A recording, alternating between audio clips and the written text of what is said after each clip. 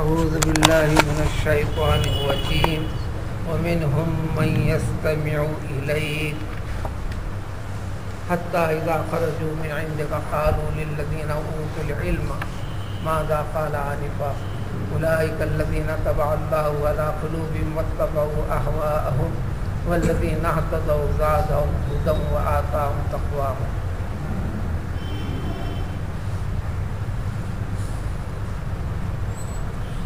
انسانوں کے مزاج مختلف، سوچ مختلف، ان تمام کے پیچھے دل اور دل میں یقین رکھنے والی کیفیت کا فرق ہوتا ہے، جس کی وجہ سے انسان مختلف ہوتے ہیں. سارے انسانوں کو اللہ تعالیٰ نے دل دے رکھا ہے، اس دل میں یقین اور یقین نہ کرنے کی کیفیت موجود ہے.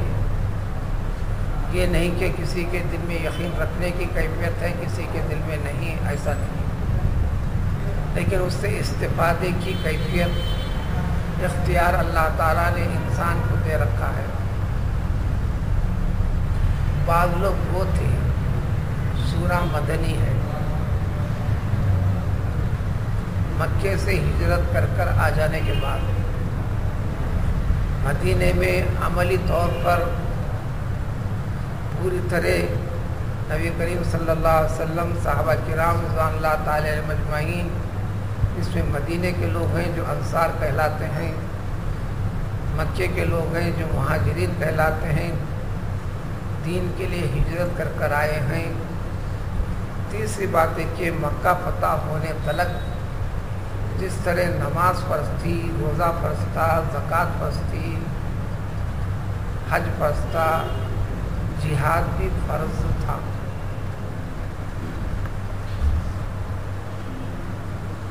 جب جب حالات ہوں،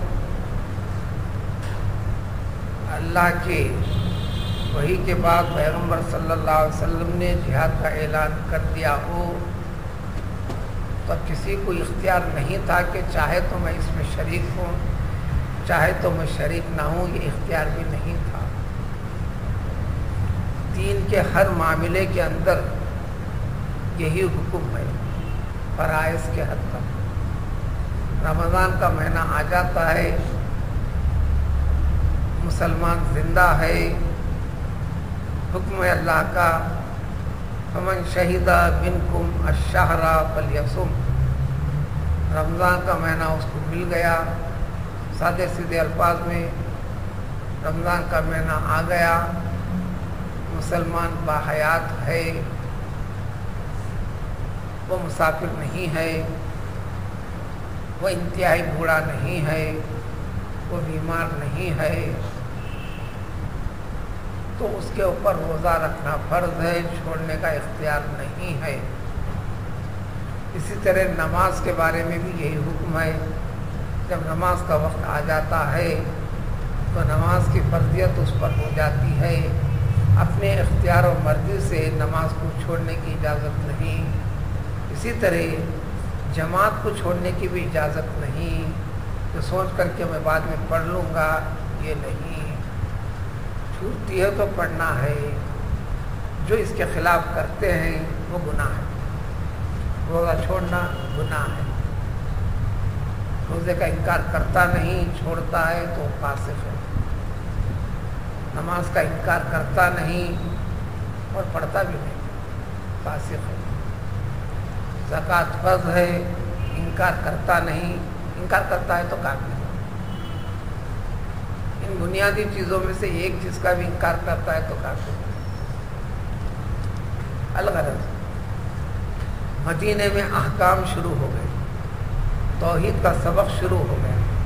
توحید کا سبق کا مطلب ہے میں مسلمان ہوں، مانتا ہے، مسلمان ہوں کہلاتا ہے، مسلمان ہونے کا اقرار رکھتا ہے.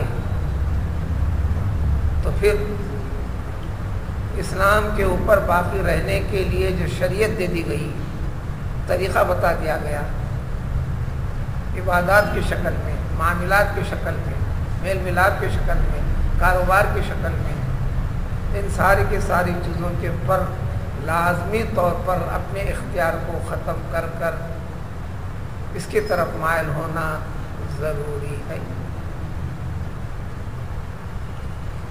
تو مدینے میں ایک جماعت ایسی بھی رہی جس میں سب سے زیادہ مرکزی رول ادا کیا ہے یہودیوں نے۔ پورے مدینے کی بستی پر یہودیوں کا قبضہ تھا، یہودی آباد تھے۔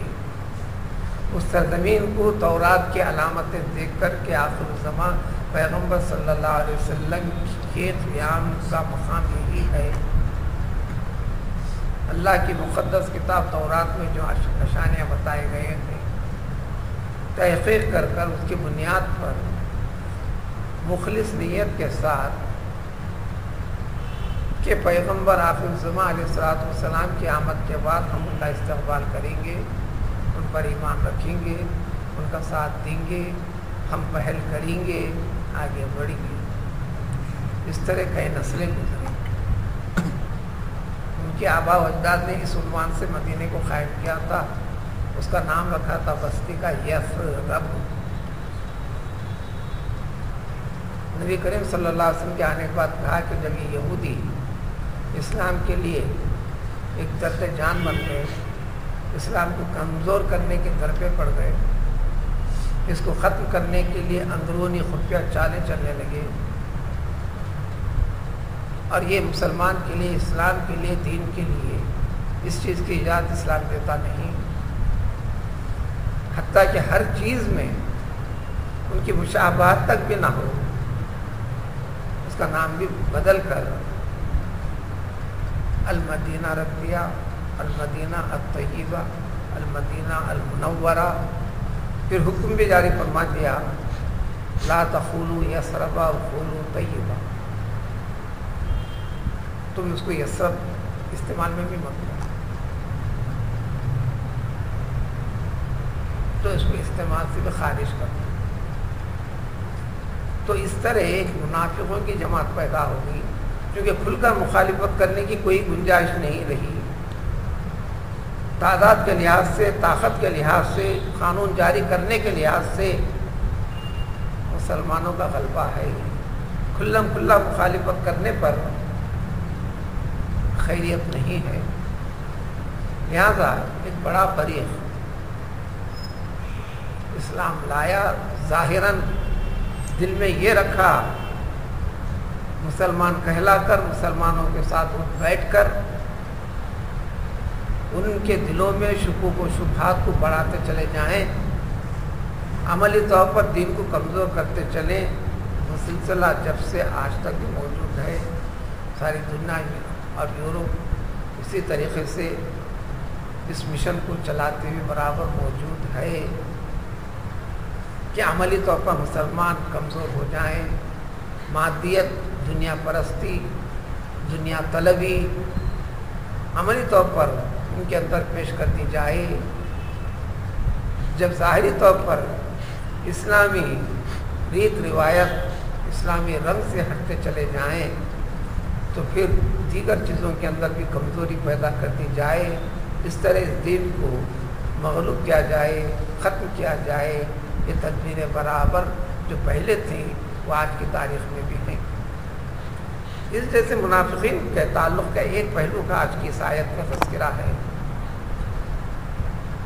چونکہ جب خطاب ہوتا رسول اکرم صلی اللہ علیہ وسلم کا، تاکید و نصیحتیں ہوتی رسول اللہ صلی اللہ علیہ وسلم کی، اللہ کا نازل شدہ کلام کو جو روز مرہ وقتاً فوقتاً نازل ہوا کرتا تھا، مسائل جو پیدا ہوتے تھے، آیا کرتا تھا، اس کی وضاحت ذکر کرتے تھے، ساری جماعت ہوتی تھی، بیٹھتے تھے۔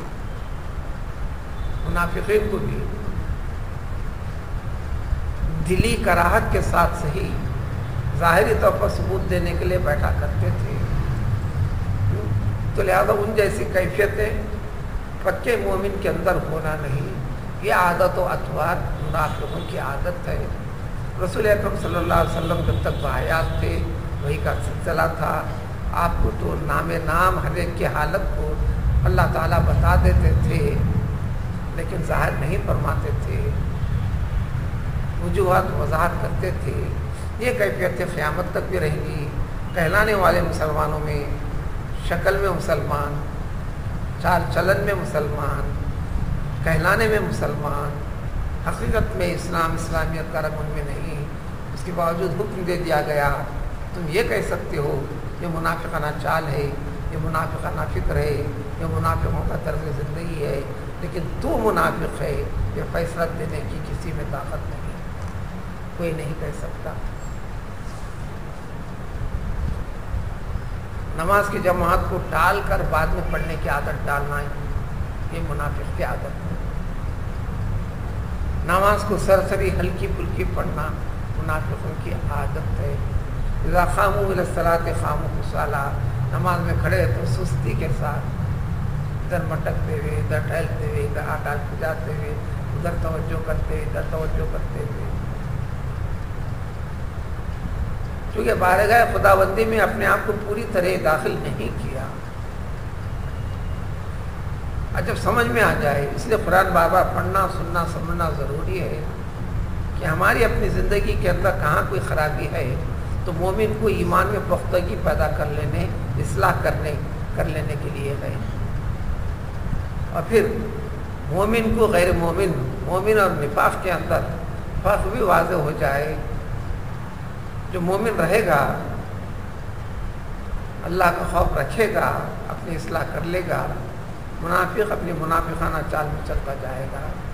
تو ذکر ہے کہ بعض لوگ ایسے ہیں کہ محمد صلی اللہ علیہ وسلم جب آپ یہ بتاتے ہیں بڑے غور سے سنتے ہیں، قبول نہیں کرتے، جب وہاں سے نکل جاتے ہیں مجلس سے، پھر دوسرے ساتھیوں سے، اس وقت ساتھی صحابہ کرام رضوان اللہ تعالیٰ عنہ جب یہ آپ کے پاس سے نکلتے ہیں تو علم فہم فکر رکھنے والوں سے پوچھتے ہیں ماذا قال آنفا، آج کے مجلس میں کیا بات ہوئی، آج کے خطبے میں آخر بات کیا ہوئی، حالانکہ سنا ہے سب کچھ، انہیں سمجھنا نہیں چاہتا یا اسے بگاڑ پیدا کرنا چاہتے ہیں۔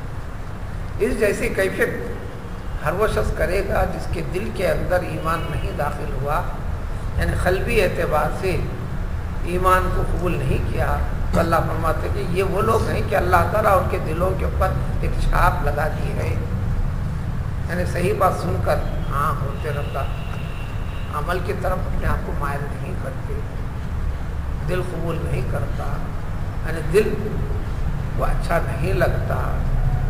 وَاتَّبَعُوا أَهْوَاءَهُمْ، اس طریقے سے وہ لوگ اپنی مرضیوں کی، اپنی خواہشات کی، اپنی نفس پرستی کی، اپنے غرضوں کی اتباع کرتے رہتے ہیں۔ وَالَّذِينَ اهْتَدَوْا، لیکن جو ہدایت پانا چاہتا ہے اس کے لیے ایسی مجلس سے سننے کے بعد، یہ ہدایت نصیحتیں سننے کے بعد، صحیح اور غلط طریقے کا فرق بتا دیے جانے کے بعد وہ قبول کرتا ہے، اس کے ایمان میں اور زیادتی ہو جاتی ہے، پہلے کے مقابلے میں اور زیادہ اس کی روحانیت پاک ہونے لگتی ہے، خوف خداوندی پیدا ہونے لگتا ہے۔ یقیناً ایسے بندوں کو جو قبول کرنا چاہے گا، اللہ تعالیٰ ایسے بندوں کو ان کے تقوی میں اور اضافہ فرماتا ہے، یعنی ایمان کو مضبوط کرتا ہے، ایمان سے جڑے ہوئے، اسلام سے جڑی ہوئی چیزیں زندگی کے ہر پہلو میں اس کو ترجیح دیتا ہے، اختیار کرنے کی کوشش کرتا ہے۔ اب آنے والی آیت میں ذکر کرتے ہیں اس قسم سے ٹالم ٹول کر کے زندگی گزارنے والے چاہتے کیا ہیں، ان کو ہدایت کی اور کون سی چیز آنا، کیا موت کا انتظار ہے، کیا قیامت کا انتظار ہے، کیا ایک دم مصیبت کا انتظار ہے؟ ان چیزوں کی تفصیل بتلا کر آنے والی آیت میں بتا دیں۔